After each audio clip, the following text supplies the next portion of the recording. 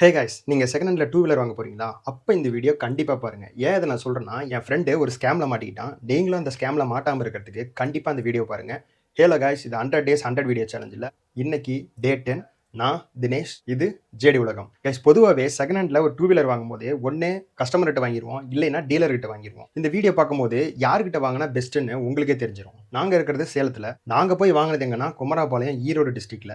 ஏன் அங்க போனோம்னா, செகண்ட் ஹேண்ட் டூ வீலர் அங்க பெஸ்ட்டாவே கிடைக்கும்னு சொல்லியிருந்தாங்க. அத வச்சு தான் நாங்க போனோம். போய் பல கடையில பார்த்ததுல, ஒரு கடையில நல்ல ஒரு டூ வீலர் அவனுக்கு வந்து பிடிச்சிருந்துச்சு. அந்த டூ வீலர் பார்த்தீங்கன்னா, கிட்டத்தட்ட ஒரு ரூ. 55,000 நாங்க பேசியிருந்தோம். பொதுவாவே நம்ம ஒரு செகண்ட் ஹேண்ட் பைக் வாங்கும்போது என்னென்ன பார்ப்போம்? மேல ஏதாவது அடிபட்டு இருக்கா, ஸ்கிராச்சஸ் இருக்கா அப்படின்னு சொல்லி பார்ப்போம். அதை விட மெயினா என்ன பார்ப்போம்னா, இன்ஜின் கண்டிஷன் நல்லா இருக்கா அப்படின்னு சொல்லி பார்ப்போம். ஓட்டி பார்ப்போம். அதுல ஏதாவது ஷாக் அப்சர் அந்த மாதிரி ஏதாவது ப்ராப்ளம் இருக்கா, சவுண்ட் வருதா அப்படின்னு தான் பார்ப்போம். அது மட்டும் இல்லாம டூ வீலருக்கான டயர் வந்து நல்ல கண்டிஷன்ல இருக்கா அப்படின்னு சொல்லி அதையும் பார்ப்போம். இது எல்லாமே பார்த்து ஓகே பண்ணிட்டோம். அதுக்கப்புறம் என்னன்னா, ஆர்சி புக் கொடுங்க, செக் பண்ணிக்கிறோம் அப்படின்னு சொல்லி அங்கேயில ஒர்க் பண்றவர்கிட்ட நாங்க கேட்டிருந்தோம். அவர் என்ன சொன்னாரு, நான் இருங்க சார், நீங்க கன்ஃபார்ம் பண்ணிடுங்க, நீங்க அட்வான்ஸ் கொடுத்துட்டு வெயிட் பண்ணுங்க, நான் வந்து ரெடி ஆனதுக்கு அப்புறம் நான் வாங்கிட்டு வந்துடுறேன், ஓனர் கிட்ட இருக்கு அப்படின்னு சொல்லியிருந்தாரு. சரி ஓகே அப்படின்னு சொல்லிட்டு நாங்க வெயிட் பண்ணோம். ஃபைன் இருக்கா என்னன்னு சொல்லி பாத்திரலாம்டா அப்படின்னு சொல்லி நாங்க பேசிட்டு இருந்தோம். அதுக்கப்புறம் அவரே வந்து என்கிட்டயே அந்த ஆப் இருக்கு, அந்த ஆப்ல பார்த்தாவே நம்ம ஃபைன் இருக்கா இல்லையான்னு கண்டுபிடிச்சிடலாம் அப்படின்னு சொல்லியிருந்தாரு. சரி ஓகே பார்க்கலாம்னு சொல்லி அவர் வச்சிருந்த அந்த ஆப்ல பார்க்கும்போது ஃபைன் எதுவுமே காமிக்கல. இருந்தாலும் என் ஃப்ரெண்டுக்கு ஒரு டவுட் வந்துச்சு. அவன் வந்து அவன் ஃப்ரெண்ட் அவங்க அண்ணன் கிட்ட வந்து இந்த மாதிரி ஃபைன் இருக்குதான்னு பார்க்கணும்னா, அவங்க அண்ணன் வந்துட்டு நம்பர் அனுப்பிச்சுடுறேன், நான் பார்த்து சொல்றேன், எனக்கு தெரிஞ்ச ஃப்ரெண்ட் இருக்காரு அப்படின்னு சொல்லி சொன்னான். நம்பரை சர்ச் பண்ணி பார்க்குறோம், அவங்க அண்ணன் ஒரு ஸ்கிரீன்ஷாட் அனுப்பிச்சுடுறாரு. அந்த ஸ்கிரீன்ஷாட்டை பார்த்ததும் பயங்கர ஷாக் ஆயிட்டோம். ஏன் அப்படி சொல்றேன்னா, ஹெல்மெட் இப்போ நம்ம போட்டு போலேன்னா 2000 ஃபைன் பண்ணுவாங்க.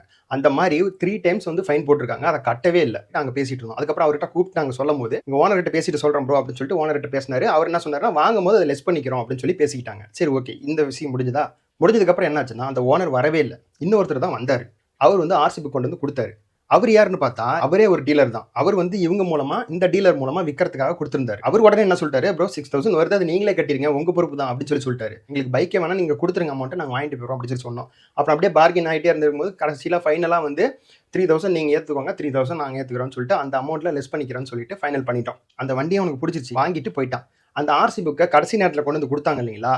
என் ஃப்ரெண்ட் என்ன பண்ணான்னா, அதை இன்சூரன்ஸ் பண்றதுக்காக ஒரு 1 வீக் டைம் எடுத்துக்கிட்டான் போல இருக்கு. 1 வீக் டைம் எடுத்துட்டு ஆர்சி புக்க சர்ச் பண்ணி பார்க்குறான். அந்த ஆர்சி புக்க பார்க்கும்போது தான் தெரிஞ்சது, அந்த பைக்குக்கே ரீபெயிண்டிங் பண்ணியிருக்காங்க. உடனே இருந்துட்டு நம்ம வாடா போய் பேசலாம், பண்ணலாம் அப்படிங்கும்போது அவன் என்ன சொல்லிட்டான், அவ்வளோ சீக்கிரம் அவங்க கிட்ட இருந்து ரிட்டர்ன் பண்ணி வாங்க முடியாது அப்படிங்கிற மாதிரி ஒரு கான்செப்ட்டுக்கு வந்துட்டான். நான் நினைச்சது என்னன்னா, இவங்க கரெக்டா பிளான் பண்ணி தான் அந்த விஷயத்தையே பண்ணியிருக்காங்க அப்படிங்கிற மாதிரி எனக்கு தோணுச்சு. சரி, நம்ம ஃப்ரெண்ட் ஏமாந்த மாதிரி வேற யாரும் ஏமாந்துடக்கூடாது அப்படிங்கிறதுக்காக தான் இந்த வீடியோ மேக் பண்ணேன். ஆர்சி புக் வாங்கினதும் ஃபர்ஸ்ட் இன்ஜின் நம்பர் கரெக்டா இருக்கான்னு பாருங்க, அடுத்தது கலர் கரெக்டா இருக்கான்னு பாருங்க, அதுக்கப்புறம் முக்கியமா அதுல வந்து ஃபைன் இருக்கா இல்லையான்னு கன்ஃபார்ம் பண்ணிக்கோங்க. இந்த மாதிரி விஷயம் அவங்க பண்றதுனால ஒரு நல்ல டீலர் கூட நம்மளால நம்ப முடியல.